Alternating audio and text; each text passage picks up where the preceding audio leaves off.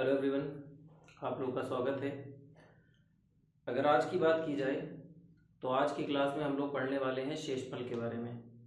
ठीक है, देखिए एक बात आपको बताए, आपकी मैथ्स में बहुत सारे ऐसे टॉपिक हैं जिनको आप बहुत अच्छे से जानते हैं, बार बार पढ़ते रहते हैं। भले आपको कम आते हैं लेकिन आप उन्हें बार बार सुनते हैं, बार बार आपने देखा है, तो आपको जब उसे आप देखते हैं तो आपको कुछ मतलब आसान से फील होते हैं, ऐसा लगता है कि आपसे हो जाएंगे।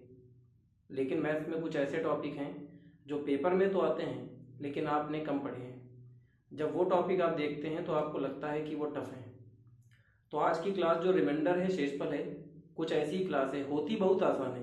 मतलब आपको हम जितने भी क्वेश्चंस आज के लेंगे वो सारे के सारे बिना पेन पे आसानी से हो सकते हैं, सेकंड्स में आंसर आ जाएंगे। लेकिन उनको देख के नयापन लगता है कि हमसे नहीं हो पाएंगे, लेकिन जब आप उसे सीखेंगे तो आपको आसान लगेंगे। तो आज का टॉपिक है शेषफल, रिमाइंडर। तो देखिए हम लोग कौन सा टॉपिक पढ़ रहे हैं, नंबर सिस्टम। तो नंबर सिस्टम पे ये मेरी 11वीं क्लास है।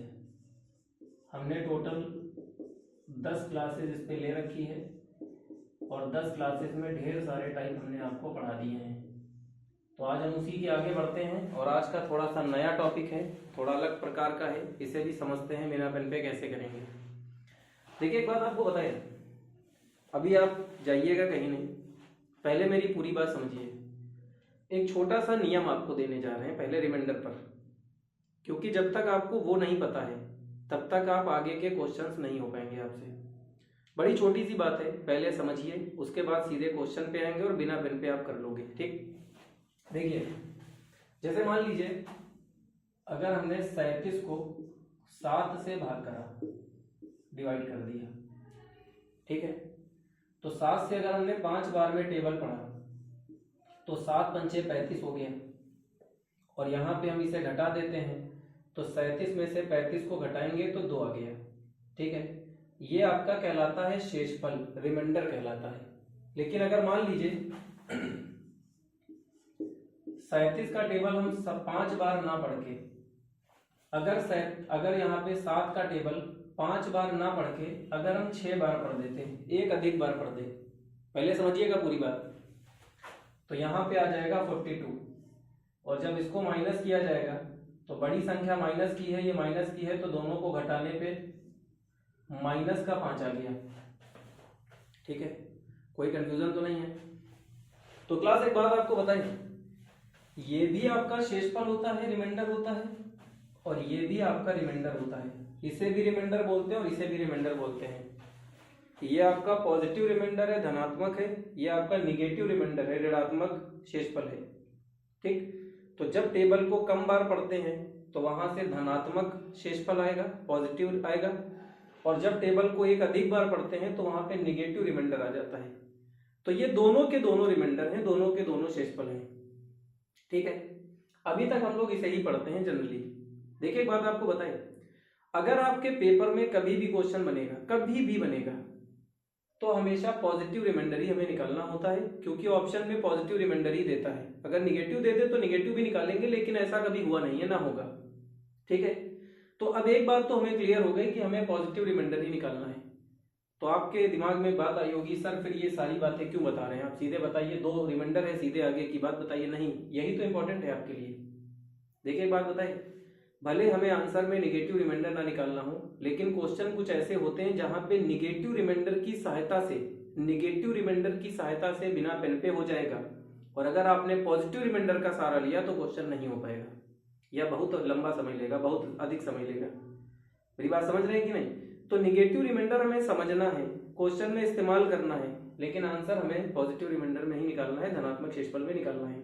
बस एक बात का मतलब छोटा सा ध्यान रखिएगा कि अगर कभी भी आपका निगेटिव रिमाइंडर बन गया कभी भी, और इस निगेटिव रिमाइंडर को हमें पॉजिटिव बनाना है, तो क्लास जिस नंबर से आपने भाग दिया है, इस निगेटिव रिमाइंडर में उस नंबर को जोड़ दिया जाए,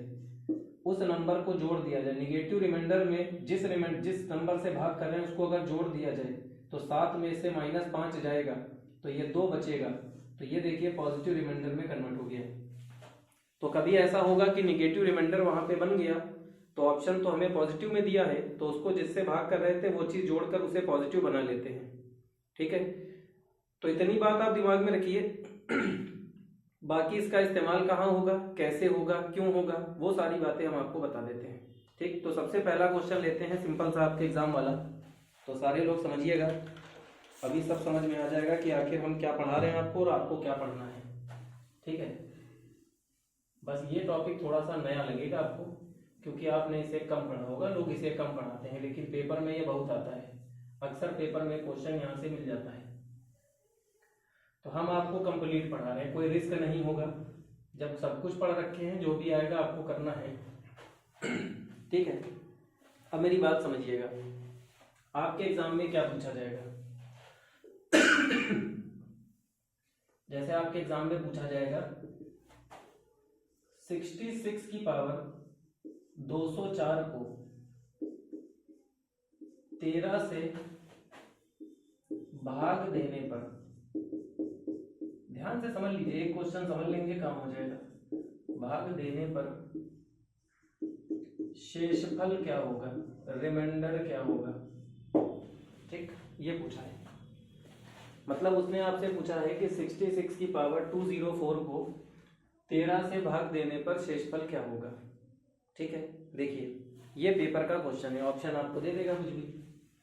उसका कहने का मतलब है कि 66 की पावर 204 को अगर हम 13 से भाग करें, यही तो मतलब है उसका, कि 66 की पावर 204 को अगर 13 से भाग दिया जाए, डिवाइड किया जाए, तो पूछा है कि यहाँ पे रिमाइंडर कितना आएगा, शेषफल कितना आएगा, ये पूछा है। तो क्लास एक काम करो, पहले आप समझो इसको।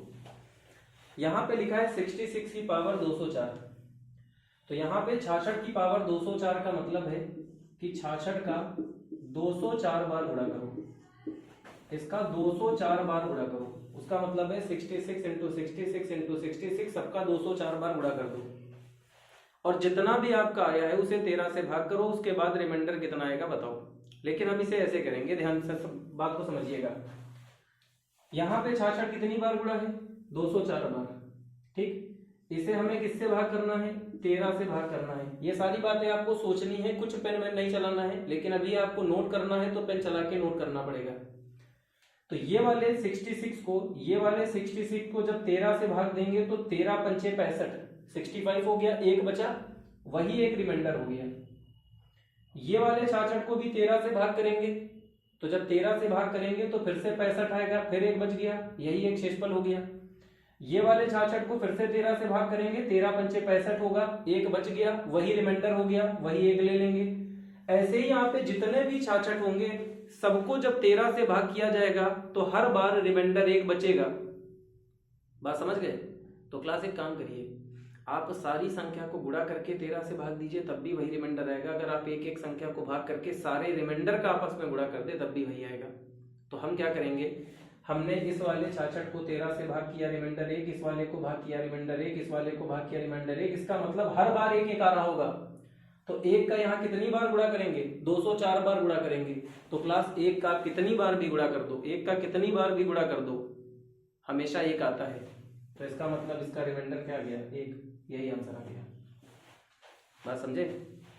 अभी आपको लगा होगा सर बहुत आसान है, नहीं आसान नहीं, अभी चीजें बदलेंगी। अभी पहला लिया है, लेकिन हाँ इतना आप सीख गए तो बाकी चीजें आसान कर देंगे, ये पक्की बात है। ठीक है, तो पेपर में आ जाए कर लेंगे आप। ठीक है, एक और नोट करिएगा बढ़िया सा। अब मेरी बात को समझिएगा, बहुत बढ़िया तरीके से समझिएगा। ठीक है, यहां तक सारे लोगों को समझ में आ गया। अब अगर मान लीजिए इसी जगह पे ये पूछा, ठीक है, एक और पहले सिंपल सा लेते हैं, उसके बाद आपको क्लियर करते हैं। देखिए यहाँ पे हर बार एक ही का खेल है, या तो +1 बनेगा या तो -1 बनेगा, उसी में सब कुछ करते रहना है बार बार। लेकिन कुछ चीजें बदलती भी, आंसर बदलता भी है, तो पहले समझते चलिएगा। अगर मान लीजिए आपसे पेपर में ये पूछे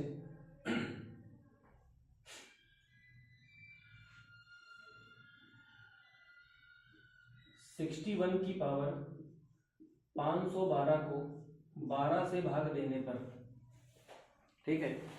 12 से भाग देने पर शेषफल कितना आएगा, मान लीजिए पूछ लिया, वैसे ही लैंग्वेज में लिखा मिलेगा, हमने तो आपको डायरेक्ट लिख दिया। तो क्लास एक काम करिए, सबसे पहले 61 कितनी बार गुणा होगा, 512 बार। 61 इंटू 61 इंटू 61 गुणा गुणा गुणा करते करते 512 बार गुणा करना है, और इसे हमें 12 से भाग करना है। ठीक है, 12 से भाग कर देंगे। जब इसे 12 से भाग करेंगे तो जब ये वाले 61 को 12 से भाग करेंगे तो रिमाइंडर 1 आ गया। ये वाले 61 को भाग करेंगे फिर से 1 आ गया। ये वाले 61 को भाग करेंगे फिर से 1 आ गया। और एक कितनी बार भी आया हो, बार बार 1 का जब गुणा करेंगे तो सारे रिमाइंडर का आपस में गुणा होकर फिर से रिमाइंडर 1 आ गया। यही आपका आंसर हो गया।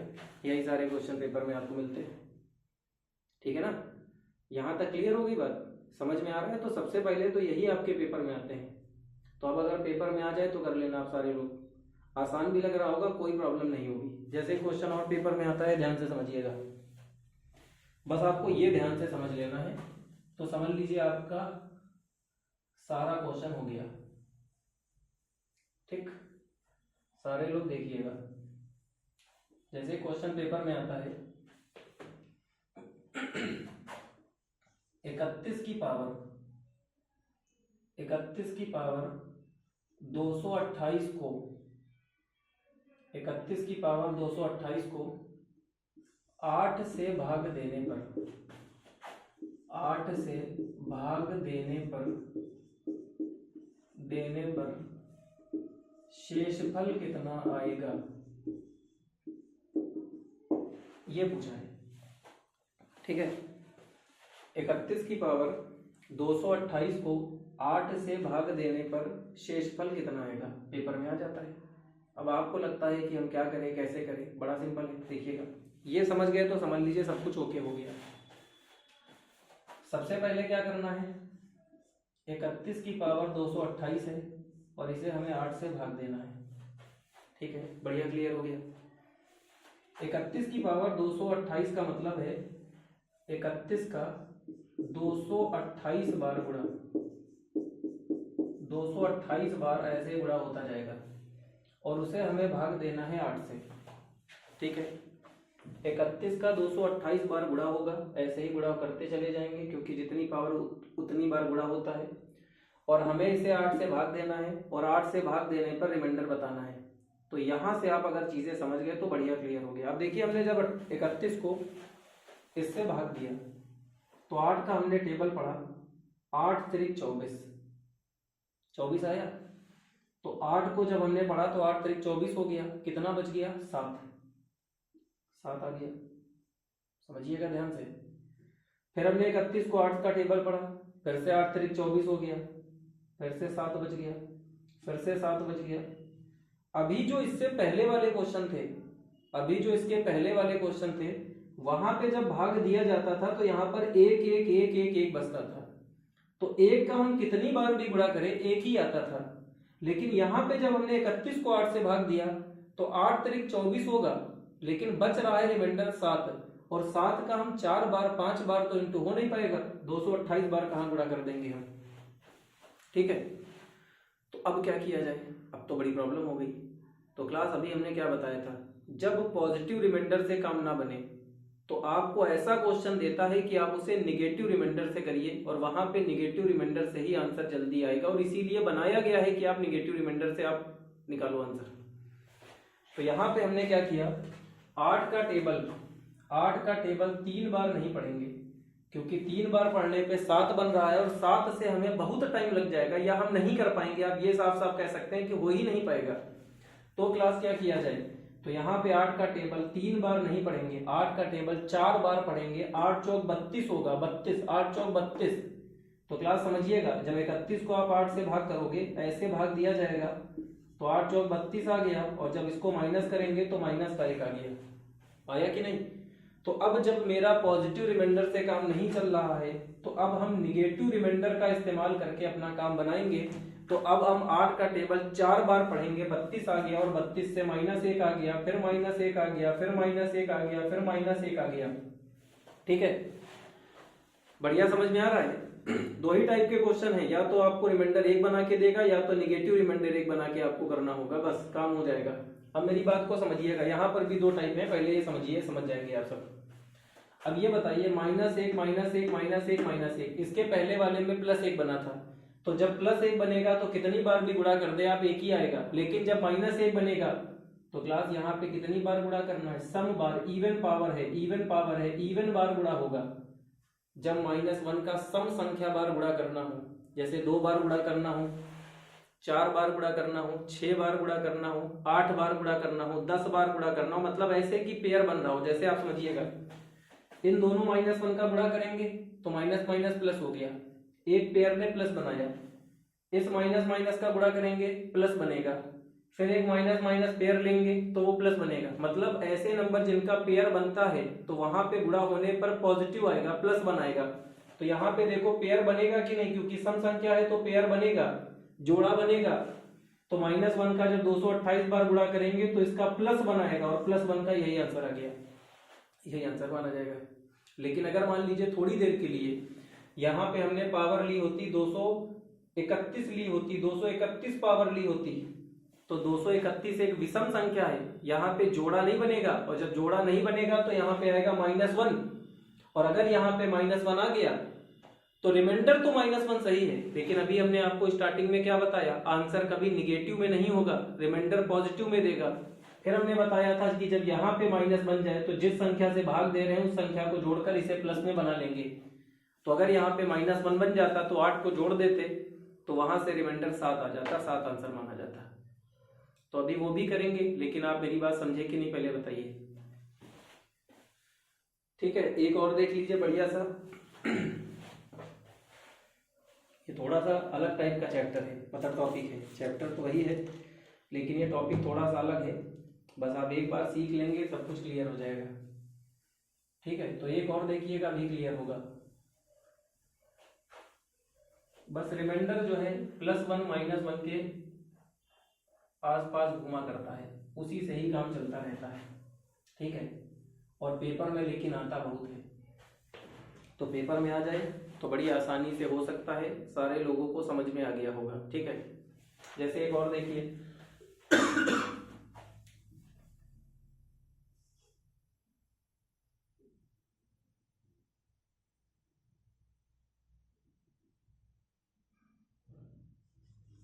(63) है की पावर 119 है को 8 से भाग देने पर शेषफल कितना आएगा, ठीक है। सारे लोग समझिएगा, 63 की पावर 119 को 8 से भाग देना है और शेषफल पता करना है कितना होगा। तो क्लास पहली बात तो 63 की पावर 119 का मतलब है 63 का 119 बार गुणा करना है। तो 63 इंटू 63 इंटू 63 इंटू 63 119 बार गुणा हो गया, और इसको हमें 8 से भाग देकर क्या करना है, रिमाइंडर पता करना है। अब मेरी बात समझिएगा, जब 163 यहाँ पे लिखा हुआ है तो हमने टेबल पढ़ा 8 का टेबल, 8 से 7 बार में 56 होगा, 56। तो जब यहाँ पे 56 आएगा तो रिमाइंडर कितना आ गया, 7, ठीक। फिर हमने यहाँ पे 8 का टेबल पढ़ा, 7 बार में 56 होगा, और 56 के बाद 7 बचा है वही रिमाइंडर हो गया, इसका भी 7, उसी तरह इसका भी 7, उसी तरह सबका 7 7 7 होता जाएगा। एक बात आपको बताएं, 7 यहाँ पे 2 बार 4 बार 5 बार आ जाए तब भी नहीं हो पाएगा, लेकिन यहाँ 7 तो कितनी बार है, 119 बार है, तब तो हम कर ही नहीं सकते। तो क्लास हमें यहाँ पे पॉजिटिव रिमाइंडर नहीं निगेटिव रिमाइंडर से काम बनाना होगा। तो क्लास हम यहाँ क्या करेंगे, हम इसका टेबल एक अधिक बार पढ़ेंगे ताकि निगेटिव रिमाइंडर बनने लगे। तो यहाँ पे 8 का टेबल 7 बार नहीं पढ़ेंगे, 8 का टेबल 8 बार पढ़ेंगे, 8 8 64 64 एक अधिक आ गया। तो अभी जब आपको माइनस दिखाया था करके, तो जब माइनस करेंगे तो -1 आएगा, यहाँ पर भी -1 आएगा, यहाँ पर भी -1 आएगा, -1 -1 आता चला गया होगा। अब एक बात बताइए, -1 कितनी बार आया होगा, 119 बार आया होगा। अगर ये दोनों जोड़े मिलेंगे तो माइनस माइनस प्लस होगा, फिर एक जोड़ा मिलेगा माइनस माइनस प्लस होगा, लेकिन यहाँ पर 119 बार आया है तो पूरे पूरे जोड़े तो बनेंगे नहीं, एक लास्ट में नंबर बच जाएगा और उस नंबर की वजह से रिमाइंडर आ जाएगा -1। समझे कि नहीं। एक बात आपको बताए, ये रिमाइंडर 100% सही है, बिल्कुल सही है, 100% सही है। लेकिन जब ये आपके पेपर में आता है तो निगेटिव रिमाइंडर कभी नहीं देगा। तो हमें इस निगेटिव रिमाइंडर को पॉजिटिव बनाना है। तो अभी हमने आपको सबसे पहले बताया था कि निगेटिव को कभी भी पॉजिटिव बनाना हो तो जिस नंबर से भाग कर रहे थे बस उसी नंबर को जोड़ देंगे तो ये पॉजिटिव रिमाइंडर में कन्वर्ट हो जाएगा। तो इसका सही आंसर 7 आ गया। ठीक है, अब बताइए समझ में आया कि नहीं?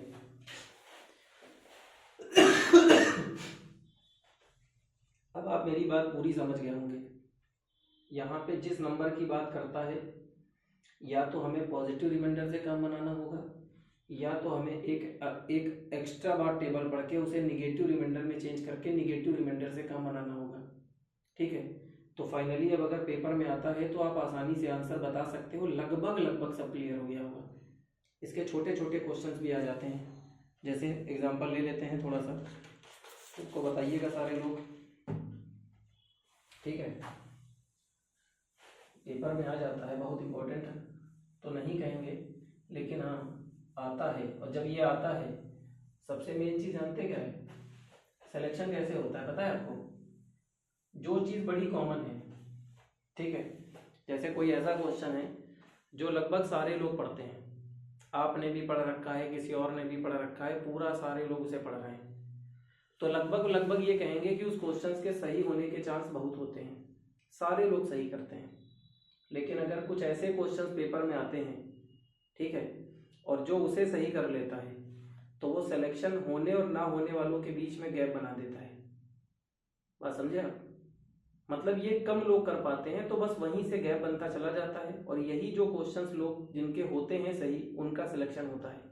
हम ये नहीं कहेंगे कि जिनका यही होगा वही सिलेक्ट होंगे, लेकिन हाँ जो कॉमन चीज़ें हैं उनसे थोड़ा हटके भी हमें करना होगा, वो तो करना ही करना है, लेकिन इन सारे क्वेश्चंस को भी करना है तभी आप सिलेक्ट हो पाएंगे, मेरा मतलब ये है। ठीक है, तो आगे बढ़ते हैं। एक छोटा सा क्वेश्चन लेते हैं, ये बहुत आता है, ये वाला जो लिखने जा रहा है ये तो समझ लीजिए आप पेपर में आप बार बार देखेंगे। ठीक है, 18 की पावर 200 को 17 से भाग करने पर एक बड़ा और एक छोटा देगा, पेपर में बहुत आता है। या तो यहाँ पे 18 है तो यहाँ 17 दे देगा या तो यहाँ 19 दे देगा। ये दोनों के दोनों पेपर में आते हैं बार बार, एक कम और एक अधिक लेके, बस सिंपल था, बहुत सिंपल देता है। हमने तो आपको 65 लेके भी करना सिखा दिया, लेकिन ये सिंपल वाला बहुत आता है। तो अब देखिए आप बिना पेन पे कर सकते हैं। 18 की पावर 200 को 17 से भाग करना है। आप पहले 18 को 17 से भाग देंगे तो एक आएगा, सोच सकते हैं आप। दूसरे 18 को 17 से भाग देंगे एक आएगा, तीसरे 18 को 17 से भाग देंगे एक आएगा, चौथे 18 को 17 से भाग देंगे एक आएगा। तो बार बार एक आएगा, एक का कितनी बार भी गुणा कर दिया, फाइनली रिमाइंडर क्या मिल गया? एक मिल गया, खत्म हो गया। कहाँ पेन चलाना है? लेकिन हम आपको पेन चला के दिखा देते हैं। आपको लगता होगा कि हम बार बार एक ही बात को समझाते हैं। देखिए एक बात बताए, बहुत सारे लोग आपके साथ ऐसे देखते हैं वीडियो जिनको कुछ नहीं आता है, तो हमें सबको लेके चलना है। ठीक है, तो इसलिए सारी चीज़ों को बढ़िया से क्लियर करते हैं। यहाँ पे 18 की पावर 200 का मतलब है 18 का 200 बार गुणा, और इसे हमें 17 से भाग करना है। तो जब इस 18 को 17 से भाग देंगे तो रिमाइंडर एक, इस 18 को 17 से भाग देंगे एक, इस 18 को 17 से भाग देंगे एक, एक कितनी बार भी आ जाए इसका रिमाइंडर एक आ गया, तो पेपर में ही आ जाता है। सिंपल था बिल्कुल। अब अगर मान लीजिए इसी जगह पे हम यहाँ पे ये वाला सारे लोग नोट कर लीजिए। अब मान लीजिए अगर हम यहाँ पे 19 कर देते हैं, ठीक, और आपसे पूछेगा अब बताइए रिमाइंडर क्या होगा, तो सारे लोग समझिएगा। अगर यहाँ पे हम 19 कर दें, ठीक है, तो अब हम एक बार अगर पढ़ेंगे 19 एकम 19, जैसे 18 का टेबल हम एक बार पढ़ेंगे 19 से एक बार में, तो यहाँ माइनस लेंगे तो बड़ी संख्या माइनस की है तो -1 आ गया। ठीक है, तो ये बात हम डायरेक्ट इस्तेमाल कर सकते हैं बार बार, लेकिन फिर भी आपको मैं एक बार और दिखा दी है ताकि कोई प्रॉब्लम ना हो। तो क्लास जब 19 को आप 18 से भाग दोगे तो -1 आएगा, फिर इस 18 को 19 से भाग दोगे फिर -1 आएगा, फिर इस 18 को 19 से भाग दोगे फिर -1 आएगा, और -1 कितनी बार आया? 200 बार। और जब 200 बार आया है तो पेयर बन जाएगा, जोड़ा बनेगा, और हमें पता है एक बार जोड़ा बनता है तो माइनस माइनस मिलके प्लस हो जाता है, तो आपके 100 जोड़े बनेंगे, 200 बार आया है, तो जब फाइनली जोड़ा बन जाएगा तो मतलब प्लस आ जाएगा, तो इसका आंसर हो गया +1। ठीक है ना, बढ़िया, क्लियर हो गया। लेकिन अगर सोच के देखिए, थोड़ा सा समझिए, अगर यहाँ पे 200 की बजाय, अगर 200 की बजाय 201 होता, ठीक है, तो यहाँ पे क्या -1 का जोड़ा बन पाता? क्या -1 का जोड़ा बन पाता? ना बन पाता। -1 का जोड़ा बनने का कोई सवाल ही नहीं है। तो क्लास जब -1 का जोड़ा ना बन पाता तो यहाँ पे 100 जोड़े तो बनते, लेकिन एक बच जाता, जिसकी वजह से यहाँ पे -1 आ जाता, जिसकी वजह से यहाँ पे -1 आ जाता। तो आंसर तो सही है, आंसर तो ये बिल्कुल सही है, लेकिन तुम्हारे पेपर में, जब भी पेपर में आएगा, ऑप्शन हमेशा पॉजिटिव रिमाइंडर ही देता है, तो इस निगेटिव को हमें पॉजिटिव चेंज करना है, तो जिस नंबर से डिवाइड कर रहे थे उसी नंबर को जोड़ के इसको पॉजिटिव बना लेंगे, तो इसका सही आंसर 18 आ जाएगा। ठीक है, अब बताइए समझ में आया कि नहीं? ठीक है, सारे लोग समझ गए, लगभग सारी चीजें क्लियर हो गई होंगी। तो ये जो है आपका रिमाइंडर है, और रिमाइंडर पेपर में सिंपल क्वेश्चंस देता रहा है। तो एक काम करिए, एक क्वेश्चन हम आपके लिए छोड़ जाते हैं, इसका आंसर सारे लोग बताइएगा क्या होगा। कल फिर मिलते हैं, कल का टॉपिक इसका है, कल कोशिश करते हैं, कल डिविजिबिलिटी शायद हम आपको पढ़ाए, और डिविजिबिलिटी आपके एग्जाम में ये कह सकते हैं कि मतलब नंबर सिस्टम के लिए मोस्ट इम्पॉर्टेंट है, मतलब बहुत बहुत बहुत इंपॉर्टेंट है कल का टॉपिक। तो कल हम लोग डिविजिबिलिटी पढ़ेंगे, और डिविजिबिलिटी में एक एक बात को सीखेंगे। ठीक है, तो आज का एक क्वेश्चन है सिंपल सा,